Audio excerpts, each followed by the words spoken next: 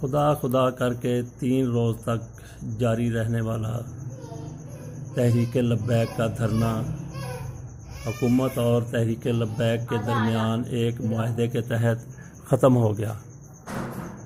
اس دھرنے نے پورے پاکستان کو مصیبت میں مبتلا کر رکھا تھا۔ سڑکیں بند تھیں، سکول بند تھے، بچوں کے پیپر ہونے تھے وہ منسوخ کر دیے گئے۔ کون سی تکلیف تھی جس کا عوام کو سامنا نہیں تھا؟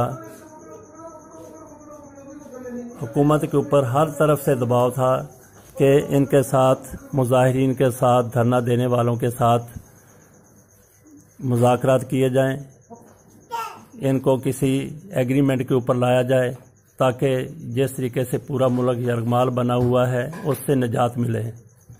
حکومت نے بڑی دانش مندی کا مظاہرہ کیا، تحریک لبیک کے ساتھ مذاکرات کیے جو بالآخر کامیاب ہو گئے۔ محض 3 دن کے بعد پورے ملک میں امن لوٹ آیا اور اس کے اوپر ہر پاکستانی کو اطمینان کا اظہار کرنا چاہیے، مطمئن ہونا چاہیے، اور ایسا اکثر ہو بھی رہا ہے۔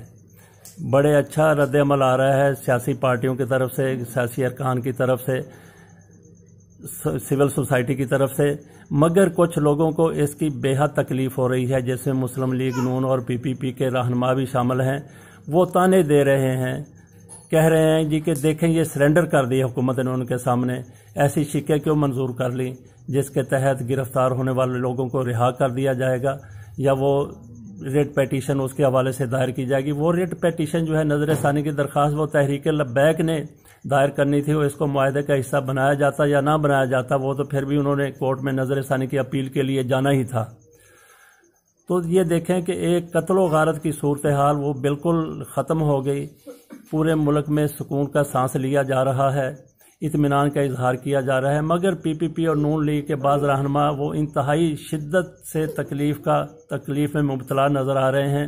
جی کیا یہ لوگ چاہتے تھے کہ دھرنا دینے والوں کو، احتجاج کرنے والوں کو ان کے اوپر گولیاں برسائی جائیں، ایک اور ماڈل ٹاؤن جیسا سانحہ روپ پذیر ہو جائے، اور پھر حالات جس طریقے سے خراب ہوتے تو ان کو سنبھالنا ناممکن ہو جاتا۔ اب تو 3 دن کے بعد دھرنا ختم ہو گیا تو پھر ہو سکتا ہے کہ کئی مہینوں تک دھرنا رہتا اور ملکی حالات بدترین ہو جاتے۔